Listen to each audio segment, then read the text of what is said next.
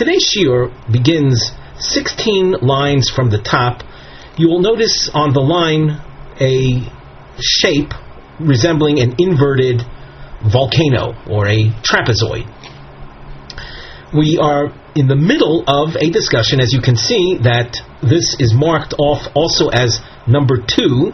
We started our previous shiur, on Daf Map, the question was raised: can one draw conclusions from seeing someone do Birkas Kohanim, or Nesias Kapayim as it's referred to in the Gemara, and thereby say, oh, if he's doing Nesias Kapayim, he must be a Kohen, and as such, he would be considered of pure lineage, pure pedigree, and we can enable him to marry a woman of like background, of pure lineage. And that's called Yuchasin. And the question then is, as we saw on Chof Daled Mid. So we're continuing with that by citing the following source. Before we begin the actual text, though, let us glance at the side where we see a nosei, a topic heading, Dugmois shonos, different examples, shel hanhogas shonos, ve'izorim shonim, different practices in different areas, shemarim shel kohen, that establish, that show that he is a kohen. So the source reads, Chazaka lekahuna, a basis upon which one could testify that so-and-so is a kohen.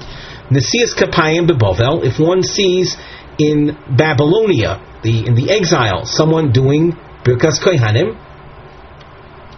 Rashi says, Haroi Ehu Noisei Kapov. Rashi that we're looking at is almost a little less than halfway down. Nesias Kapayim beBavel, Haroi Noisei Kapov beBavel. Someone who sees an individual doing the Birkas Kohanim in Bavel, Meid Olav B'chol Mokum Shu Kohen, can testify about him wherever that he is a Kohen, Umekablin Hemenu, and we will accept that. L'fishiesh Shom Yeshiva Beisim Kavua Boidkin Achar Noisei Kapayim. There in Bavel, there was a court, an established court that checked out who were those that were doing Nesias Kapayim. Aval Achilas Chala Utruma Eino Chazaka. But in Bavel, the consumption of the challah tithe, the dough tithe given to Kohanim, and the truma tithe does not constitute a basis of establishing someone as being a kohen. The chutza la'oretz lav doraisa truma delay v'lo kapti kulehai. The tithing done in chutz la'oretz, outside of the land of Israel, is not of a Torah basis, and hence people aren't that diligent and careful about who eats it.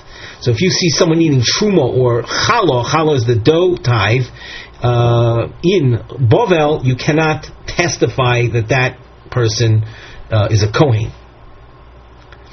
So in the source that we're reading, we noted that Nesias Kapayim in Bavel, V'achilas challah b'Suria. Suria is a land region adjacent to Eretz Yisrael that was once captured by David HaMelech, and he attached it to Eretz Yisrael. And that event is referred to as a kibush yochid. Without getting into all of the halachic details and explanations, that's a conquest of a land area outside of Eretz Yisrael. Before all of Eretz Yisrael was actually conquered, it's called kibush yochid, and according to this opinion, it's considered like Eretz Yisrael. It's called a kibush. And the challah and truma there, the challah certainly is doraisa. So the Gemara continues, therefore the achilas challah in Surya, that's a sign of someone being a kohen. V'chiluk matonos b'krochin, the distribution of the zroa l'chaim v'keva, different parts of chulin animals, non-sacrificed animals, the cheek, the forearm, and the stomach of those animals is given to kohanim. So if one sees that in cities, even though there's no prohibition per se of non-kohanim eating that, it's chulin, nevertheless, the krachim, Rashi describes, are public places. There are many travelers passing through, and if they see you receiving chiluk matanos, the distribution of those parts of chulin animals, common slaughtered animals, and someone sees you receiving a portion and you're not a Kohen, they're going to spot you and you'll look really foolish. It'll be so for someone who's not a Kohen to take matanos, the Yisrael Chai V'Keva parts of the animal, would constitute a real chutzpah. Therefore, we don't associate that with people. And if you see someone receiving matanos in the large cities, you can assume he is a Kohen. Kotoni mihas, it says in this source, however, and this is what we want to focus on, Nesias Kapayim, that Nesias Kapayim constitutes Chazaka Laguna, my love, Liyuchsin. Is it not so that this means that if you see someone doing Nesias Kapayim, you can assume that he is miyuchas, that he is of pure lineage? Lo, that's not the conclusion to reach.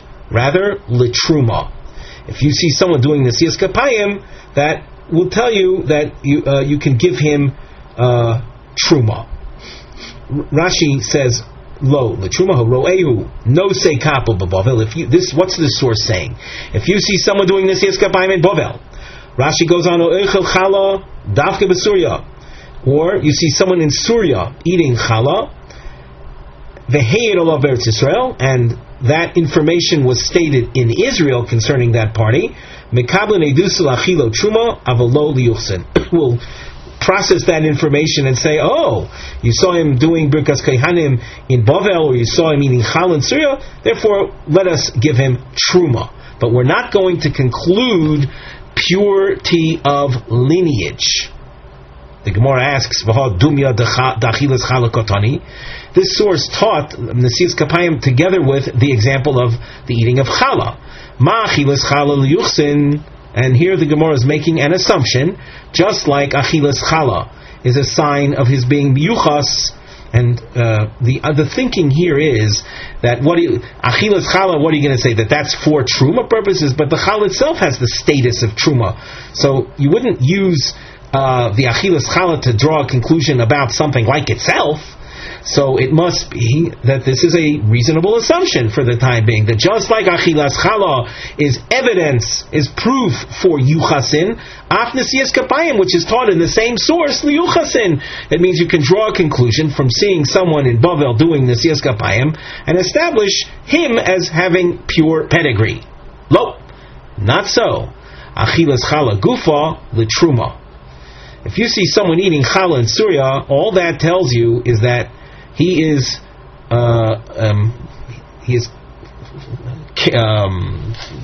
worthy of receiving truma. That, as we saw before in the Rashi, if you would tell that information in Eretz Yisrael that we saw this guy eating challah in Surya, in Eretz Yisrael he'll get truma. Now we ask, but they're one and the same. Challah is a tithe from dough, just like Truma is a tithe from fruits. It's one and the same. What do you mean that challah is evidence that we can now give him truma? If he's already eating challah, so he would be eating truma. Not so. Kosovar, the opinion of this Tana is as follows: Challah bizman hazeh de Rabbanon u'truma d'oraisa. Challah nowadays, when there's no Beis Hamikdash and the people of Israel are not living in their land, so it's rabbinic. It's a rabbinic tithe. It's not something that the Torah expects of us. Utruma nowadays, though, is d'oraisa. It has a Torah level status. Umaskinon mechala d'Rabbanan l'truma d'oraisa. And what this source is revealing to us is that you can draw conclusions from someone eating challah, which is merely rabbinic, and entitle him to receive truma, which is a Torah level tithe. And this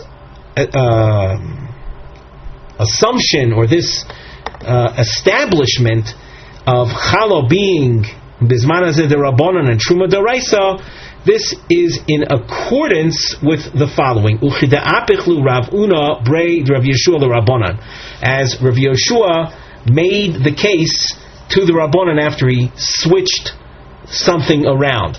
This line is a bit vague right now. What do you mean? We didn't see Rav Huna Bar Yeshua, we didn't see the Rabbanan, who's switching things around. All of this will become clearer later on. All we have to note, though, for the time being, is that the way we learned this source, that the Achilas Chala is going to serve as evidence or a basis for giving someone Truma, whereas Chala is rabbinic and the Truma is Doraisa, is a Torah level type tithe nowadays. This is in accordance with Rav Huna's teaching to the Rabbanan. Notice the markings. We have a crown appearing in two different directions, with the crown points facing up. That crown shape highlights the word Chala, and the inverted crown shape highlights the word Truma. And on the side of the Gemara, you can see under the Mivneh heading, we have a squiggle underline that appears, highlighting Hadgoshas Amila Kosovar, presenting the opinion of so-and-so, and the crowns Hadgoshas Chala and Hadgoshas Truma. Hadgosha means the highlighting of these two words. Why have we marked these words like this? So our note says, in order to make it easier to find these key words throughout the topic. Each time you want to note, is the opinion being presented saying that the Chala is Doraisa or D'Rabbanan, likewise with regard to Truma. So in order to be able to spot these words easily, and the description that follows them, we've highlighted them with the crown shape. In the meantime, though, what have we done since the inverted trapezoid marked as number 2? We attempted to say Malin mi Nesias Kapayim Liyuchsin, but that was rejected. We continue in our search. Toshma Chazoka Lekuna. This source opens in a similar fashion to the source before, but you'll see it's a different source. Chazoka Lekuna. If you see the following, that establishes someone for the kahuna. What might you see? Nesias Kapayim. V'chiluk gronos beretz Yisrael. If you see someone doing the priestly blessing called Nesias Kapayim, or you see someone receiving the distribution of Truma in the land of Israel. Ubesurya uv'chol mokom sheshluchei rosh chodesh magiin. Another category is Surya, and any place that's within 15 days travel of Israel. That's the expression B'chol mokom sheshluchei rosh chodesh, the agents or the emissaries informing the outlying areas of the new month having been established by the court in Jerusalem. So they travel for 15 days outside of Jerusalem. So all the areas around Israel, 15 days journey, is called this Mokum Sheshluchei Rosh Chodesh Magiyim. So in these places, Surya and all those outlying areas, Nesias Kapayim is a raya, avol lo chiluk gronos. If you see the priestly blessing done, so that will be evidence or proof of kahuna, but not the truma distribution in those areas. Bavel Kesurya. Bavel has the same standards as Surya. Reb Shimon Leomer Af Alexander Mitzrayim Barishona. The same with regard to the Egyptian city of Alexandria, that Nesha Basin Fuinshon, because there was a permanent court there. There's a lot of information in this source, but we have to focus on what's important for us right now. Kotoni Mias Nesias Kapayim. It said in this source that the priestly blessing serves as a basis for establishing kahuna. My lav liyuchzin. Does it not mean that it establishes him as a Kohen with a pure pedigree? No, that's not what it says. That's not what it's saying. Lechala, saying that the Nesias Kapayim establishes his pedigree for not lineage, but rather the right to receive the dough tithe called challah. The Gemara asks, "Ha dumya dechiluk gronos kotoni," but in the same source it said not only nesias kapayim but chiluk gronos also is evidence of kahuna. Ma chiluk gronos luchsin, just like if you see someone receiving a truma portion at the distribution site, you would conclude that he is of pure lineage. So too, if you see someone doing the priestly blessing, he is considered miyuchas. No, that's not the understanding. Rather, chiluk gronos gufa equals lechala. If you see someone receiving a portion of truma, you are able to conclude that he can receive a portion of the dough as a kohen. Kosovar, in presenting the source as we just did, namely that witnessing truma receipt in order to conclude regarding challah, this reflects the opinion kosavar truma bezman hazeh d'Rabbanan v'challah d'oraisa umaskinon mi truma d'Rabbanan l'challah d'oraisa, and we conclude from someone receiving truma, which is only rabbinic nowadays, and enable him to receive the challah tithe, which is of a Torah status. Now, this opinion that truma bezman hazeh is d'Rabbanan and challah is d'oraisa chidashkichinu Rav Huna brei Rav Yeshua l'Rabbanan. That's the opinion of those that Rav Huna met. Rav Huna, in the upcoming bracketed section, we'll see the discussion that we've been referring to.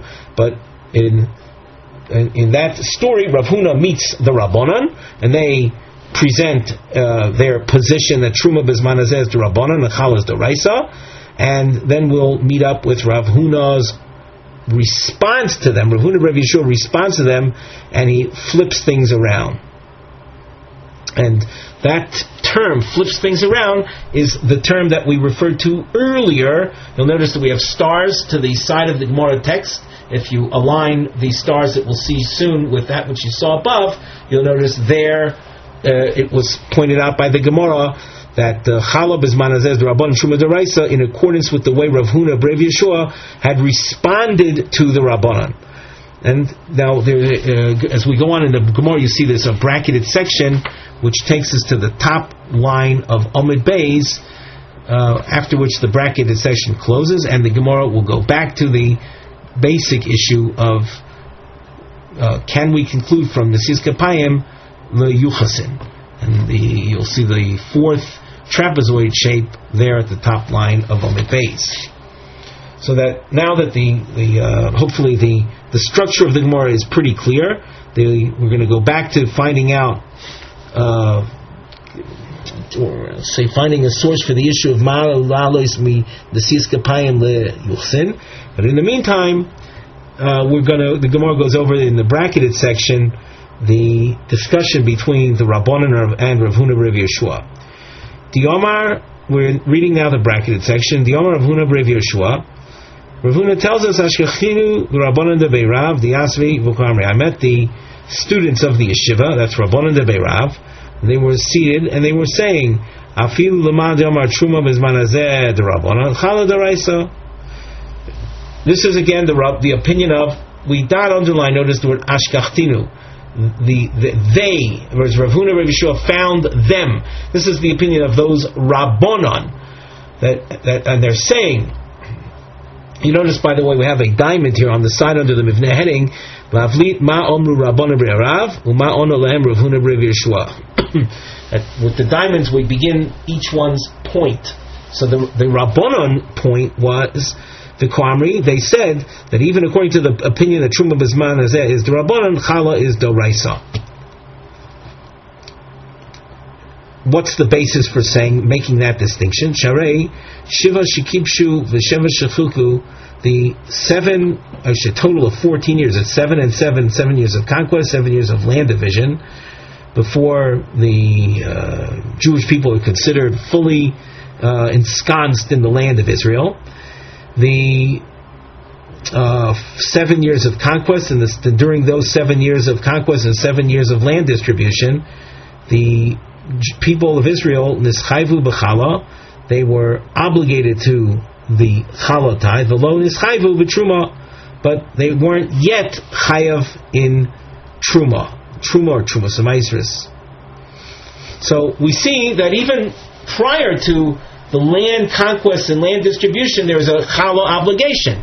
You might say that that's reminiscent of the situation today. We don't have the conquered land and distributed amongst the tribes. So it's that in and of itself is not reason to hold chala is anything other than doraisa. So chala bizman hazeh nowadays also is doraisa. V'amino laho ano, and I said to them,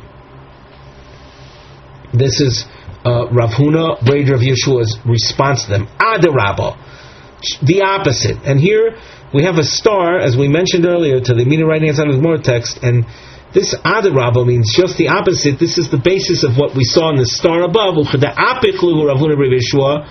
which presented Chala as being Bizman Hazeh D'Rabbanan and Truma as Doraisa.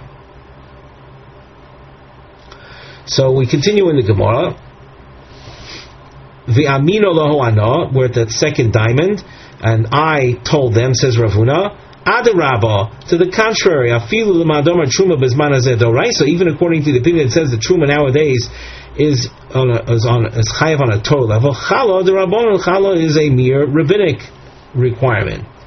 The Sanya, and proof to that is in the following source. The double underline that you see here is used to highlight the proofs that each one brings.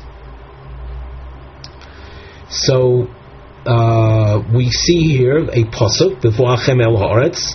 This is a pasuk that is in the context of chala, the chala tithe. And it says when you come into the land, that's when you will practice chala. If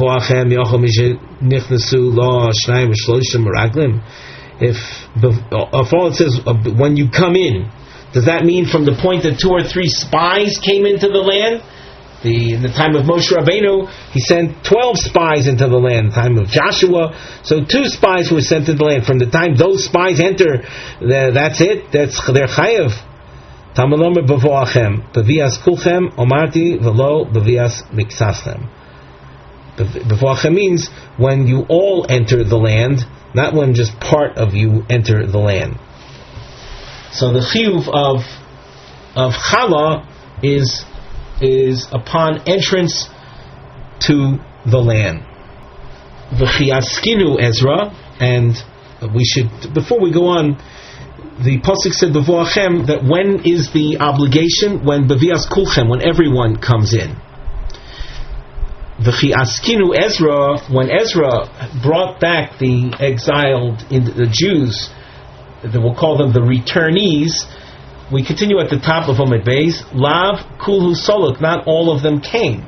So if you have that, where only a few Jews came, to speak about chala as being binding on a Torah level, not so, because the Torah requires bias kulchem, and that didn't happen in the time of Ezra. And we today are living as an extension of that time period, of the time of Ezra. So chala bizman hazeh is not deoraisa. That it rather is derabbanan. Truma, on the other hand, says Rav Huna Berger Yeshua, that is doraisa.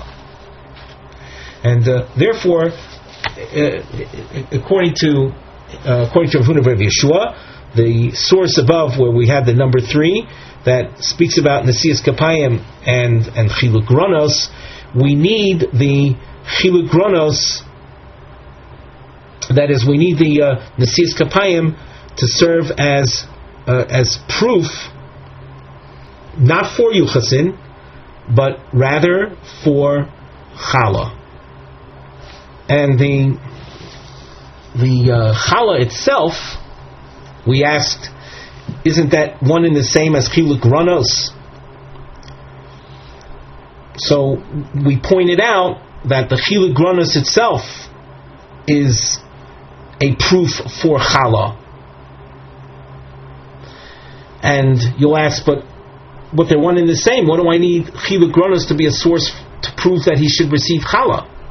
The answer to that is that the chiluk gronos, which is truma, that's only rabbinic. The challah is d'oraisa. So I need some basis of establishing someone as a Kohen before I can give him challah. Therefore we say if you see him receiving a truma tithe, or if you see him doing Nesias Kapayim, we can use those as proof for him to receive challah. But we are not going to use Nesias Kapayim as proof for Yuchasin purposes. Ta Shma. So we continue with the fourth source, and as you can see, the fourth inverted, the fourth trapezoid shape. Here we're going to try to show that Nesias Kapayim once again is proof for Yuchasin. Toshma Chazoka Lekuna Nesias Kapayim V'chiluk Gronos V'edus. Proof of kahuna is the priestly blessing, the distribution of truma, and edus. Edus means testimony. So the Gemara asks, edus chazokehi? How can you say that testimony is a demonstration of someone being a kohen? If edim come and testify, that's called testimony. That's not called chazaka. Elo lav hochi koma. Rather, you have to speak or state it thusly. Nesias kapayim ki edus. The power in seeing someone do Nesias kapayim is like the power of testimony. Ma edus liuchsin. Just like if witnesses come and say, we know this person to be a pure lineage, af Nesias kapayim liuchsin, so too, seeing someone do the priestly blessing is of the same power. Lo, do not conclude thusly. Rather, what the source is saying is edus habo mikoyach chazaka kechazaka. Rather, testimony that comes as a result of seeing a kohen practice is like you're seeing the kohen practice. We take a look at Rashi on the fourth line from the top. Edus habo mikoyach chazaka kechazaka edus nikabel. We will accept testimony v'nachilo b'truma, and give him truma ki'ilu ra'inuha anan la'oisa chazaka shezehi. As if we saw the circumstance or the example that this witness is telling us about. So that if you have people coming to tell us that we saw so-and-so do Nesias Kapayim, it's as if we saw him doing Nesias Kapayim and we will give him Truma. But as far as the main point is concerned, we do not see here that Nesias Kapayim is proof for Yuchasin. And the Gemara now goes through a few cases, and you see on the side we have a nosei mivneh heading, a triangle with a type of dashed underline. These are gimel maisim shalpi mikum kriyosam b'torah nisu lahasik imu kayin olevi.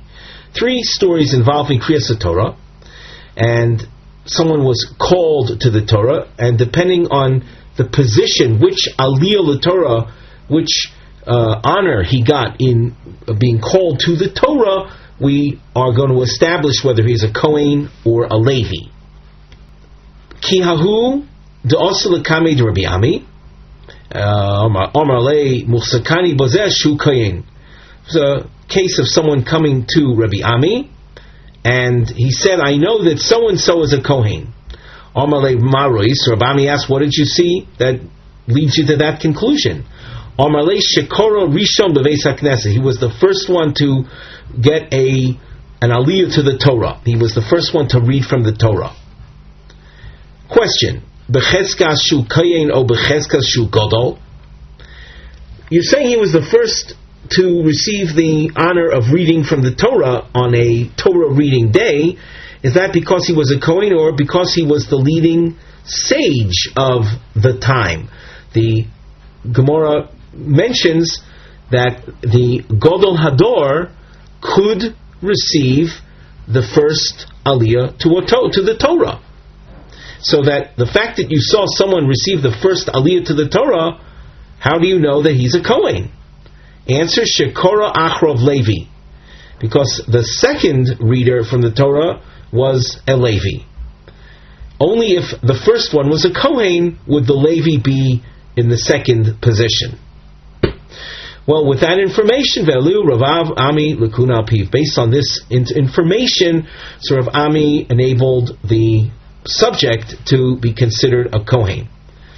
Now, this story was brought in to illustrate the idea of Eidu that we saw on the fifth line from the top, Eidu Sabo Mikoya Chazaka Kechazaka, that where you have testimony concerning an incident is like we ourselves saw the incident. So that with regard to Rami, testimony was said to him concerning so-and-so's getting the first aliyah, and someone else getting a Levi being called to the second aliyah, and that is good enough for Rabami to consider him a Kohen. However, as we said before, this does not mean that as we thought before, that Nesias Kapayim is proof for Yuchasin. Absolutely not. But rather, as we said before, Nesias Kapayim is like testimony.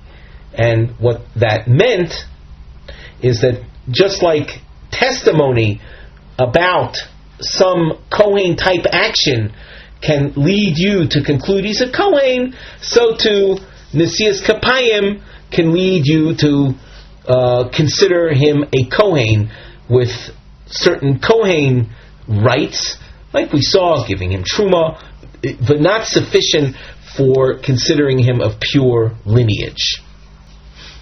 We continue in the Gemara with some more stories like the one we just saw. Hahud Asel Kamei de Rabbi Yeshua ben Levi. A fellow came to Rabbi Yeshua ben Levi, Omar Lei, and he told Rabbi Yeshua, Muchzakani Bozeshu Levi, I know that so-and-so is a Levi. And practically speaking, if I establish someone to be a Levi, he'll get the Levi tithe, which is called the Meiser Rishon tithe. Amar Lei Marois, Rabbi Yeshua asks, what did you see that leads you to this conclusion? Amar Lei, Shekora Sheni Beis HaKnesset. He got the second aliyah to the Torah. He was called second for the Torah honor. Question, Becheskas Shu Levi or Becheskas Shu Gadol? This second aliyah to the Torah, was it because he was a Levi or maybe because he was an outstanding luminary? Answer, Shekora Lefonov Kohen. Because before this fellow got called to the number 2 position, a Kohen was called to the number 1 position. And as Rashi says across from here, Shekor Lefonov Kohen, Vilav Dahai Levihu, if this guy was not a Levi, Lo Hoya Kore Sheni Ela Shlishi. He wouldn't have been called to the number 2 position, he was called to the number 3 position. Shnayim Kohanim Hoyukorin Lefonov. There would have been 2 Kohanim called before him. Vahu, someone who's not a Levi, Shlishi. Let's continue back in the Gemara. Ahud also Kamei de Reish Lakish. A story, and you can see that we have a long marking to accompany this. Someone came to Reish Lakish, Omar Lei, Muchzakani Bozeshu Kohen. I know that so-and-so is a Kohen. Omar Lei Marois, what did you see to lead you to that conclusion? Omar Lei Shekora Rishon Bebeis HaKnesses. He was called to the number 1 position in the Torah reading. Omar Lei Ro'isiv Shechilek Al Hagronos. Reish Lakish asks, did you see this guy receiving a Truma handout? A Truma portion? Before we go further in the Gemara, let's just note our Mivneh heading, the structural note on the side. A diamond appears with a double underline. The purpose of this is lahavlit, to highlight sheteguvas Rebbe Ozer l'she'elas Reish Lakish nilmad me Rabbi Yochanan. We saw in this story Reish Lakish, investigating a little further beyond the reading of the beyond reading the first portion of the Torah, before we call the first aliyah to the Torah, Reish Lakish asked, "Did you see him receiving a portion?" And now Rebbe Ozer reacts to that as follows: Omar lo Rebbe Ozer, v'im ein shom goren batla kahuna. And if there was no grains planted in that area, are you going to say there's no more possibility of Kohen evidence? So that was Rebbe Ozer's response to Reish Lakish. We continue in the Gemara. Zimnin havu yasvi kamei de Rabbi Yochanan. On another occasion, they were seated in front of Rabbi Yochanan. Also, ki ha ma'aseh kamei. A very similar incident arose. Amar le Reish Lakish. Reish Lakish asked, Ro'isiv shechilek al goren? Did you see him receiving a truma portion? In other words, you're saying that you saw him get the first aliyah in the shul, in the synagogue, the first Torah honor. Is that all you know about him? Did you see him also receiving a portion of truma, which is the tithe given to kohanim? Amar le Rabbi Yochanan. Rabbi Yochanan now says to Reish Lakish, the imein sham goren batla kahuna, and if there's no grains planted in that area, there's not going to be any chance of Kohen establishment. Just note with the markings that what Rabbi Yochanan is saying here is the same response that Rebbe Ozer made earlier. It should be noted that Rebbe Ozer was a student of Rabbi Yochanan. When Rebbe Ozer above said, "V'yamein shom goren batla kahuna," if there's no grain planting in this area, there's not going to be any chance of establishing someone as a Kohen. This is a response that Rebbe Ozer must have learned from Rabbi Yochanan. Rabbi Yochanan was his Rebbe, was his teacher. Now, when Rebbe Ozer said that, he didn't quote Rabbi Yochanan. He said it on his own. He said it without quoting Rabbi Yochanan. This infuriated Reish Lakish. Hodar chazio le Rebbe Ozer bishus. Reish Lakish looked with anger on Rebbe Ozer. Omar, Reish Lakish says, Shamis mili de bar napcha. You heard Torah, you heard words of Torah, of haloch, of law, from bar napcha. Bar napcha is a reference to Rabbi Yochanan. V'lo amrislon mishmei, and you didn't say it in his name. That's something that we can't overlook that. You should have said that which you've learned from Rabbi Yochanan in Rabbi Yochanan's name. Give Rabbi Yochanan credit at least for that particular response. Before we continue in the Gemara, we have on the side a nosei topic heading. Rebbe Chia, you have two great scholars. Chad Hela Ben Lakuna Alpi Aviv. One of them, based on a father's word, enabled the son to be considered a Kohen. V'chad Helo Ach Alpi Ochiv L'Levia. And the other rabbi established someone to be a Levi based on the words of his brother. HaGemor Menaseh L'das Mi Omar Esma. The Gemara is going to try to figure out who said what. Now the Gemara. Rebbe Chia. Chad Helo Ben Alpi Oviv Lakuna. One enabled a son to be considered a Kohen through the words of his father. V'chad Helo Ach Alpi Ochiv L'Levia. And the other one, the other rabbi, enabled a brother to be considered a Levi based on his brother's word. The Gemara has a point now, it's a long point. Tistayim the Rebbe Helo Ben Alpi Oviv Lakuna. Let us conclude that it's Rebbe that enabled a son to be considered a Kohen through the words of his father. Desanya Hare Sheba V'Omar. A man comes along and says, B'nizeh the Kohen who. This this boy over here is my son, and he is a Kohen. Nemon lahachilo b'truma ve'eno nemon lahasio isho divrei Rebbe. With that information, we'll give the boy, we'll give the son truma, but we're not going to enable him to marry a woman of pedigree. There is a chashash that maybe he is a mamzer.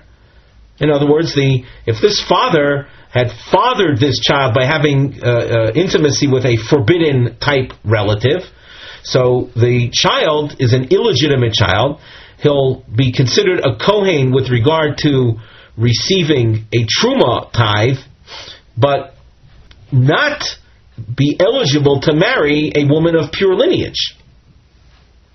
Amar lo Rabbi Chia, Im ato mamino lachilo betruma tamino lasisha. If you believe the father with regard to giving the son truma, which is the tithe eaten exclusively by Kohanim, so believe him to have the son considered a proper Kohen and be able to marry a woman of pure lineage. If you don't accept him with regard to marriage possibilities, then lo taminu le'echol truma. Then don't believe him with regard to truma either. Amalei. So Rebbe answers, Ani mamino achilo b'truma shebiyado lachilo b'truma. I believe the man's word with regard to truma because the father is a Kohen. He receives truma, and he could give his child truma at any time. So it's in his power. It's the issue of the child eating truma is something totally in this man's control. V'eini ma'amino asio isha, but I'm not going to believe him with regard to giving him a woman in marriage of pure lineage. She'ein biyodo lahasio isha. It's not in the father's full control to marry a woman to his son. The woman has to agree. The woman's father has to agree. It's not something. It's not in. Of course, if she's a minor, so the father has to agree. It's not something in the boy's father's power. Tistayim. So we can conclude from this source that it's Rebbe that heeded a father's words concerning his son and establishing the son as a Kohen, at least as far as receiving truma. And from the fact that Rebbe is the one that enabled a son to become considered a Kohen based on his father's word, Rabbi Chia helo ach al pi ochiv v'levia. So Rabbi Chia is the one that enabled an individual by the word of his brother to be considered a Levi, and we pointed out before that had ramifications for the individual to now receive Meiser Rishon, which is the tithe, the name of the tithe given to Levium. Rabbi Chia Maishna ben Delo, in this Gemara, it seems that Rabbi Chia was not going to enable a son to become a Kohen, but a brother, yes. Well, why Ben, no? The Korov hu Eitzelavim, because he is a relative to his father, and we're not going to accept the testimony of a father who's a relative of his son. Well, Achnami Korov hu Eitzelochiv. By the same token, how is it that you are accepting the testimony of a brother who is a Korov, a relative to his brother? The Gemara answers at the top of Chof Vov Amud Aleph that the story with Rabbi Chia involved b'mesiach lefi tumo. It wasn't formal testimony. It wasn't that you had a brother saying, "Listen, this fellow is my brother and he is a Levi." It was a case rather of a person telling us a story without intending to say testimony, and in the course of the story, it turned out he told us information that led us to believe through his story that the brother is in fact a Levi.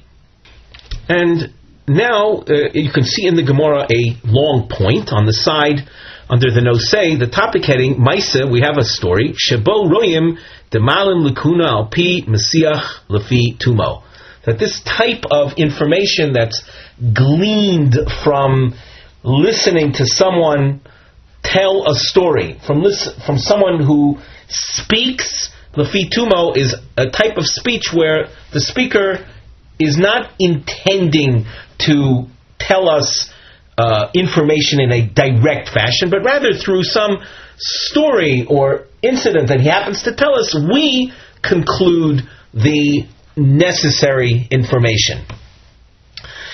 So the Gemara continues, Kiha di Amar Rav Yehuda Amar Shmuel, Maisa ba'adam echad shahaya mesiach lefi tumo. There was a story with a person who was telling us a story in his wholesome fashion. V'yomar, and he says, Zechurani, I remember Kshanitino Gumurkav Haksefer Shalabo, when I was a toddler, riding on my father's shoulders. V'otziuni bebeis hasefer, and I was, he took me out of school. V'pshituni es kutonti, and he stripped off my garment. V'biluni, and he immersed me in a mikveh. Le'echol betruma la'erev. And the mikveh immersion was in anticipation of eating truma that evening. Rabbi Chia Messiah Bo, and Rabbi Chia adds to this story, v'chavei bedelin mimeni, and my friends used to keep a distance from me. For you Korin, and they used to call me Yochanan Oichel Chalas. Yochanan, his name, the consumer of challah. Challah is a dough tithe that's given exclusively to kohanim. So from hearing this whole story, v'heleu Rebbe l'kuna al-piv, and based on this story, Rebbe said, that this individual is a kohen.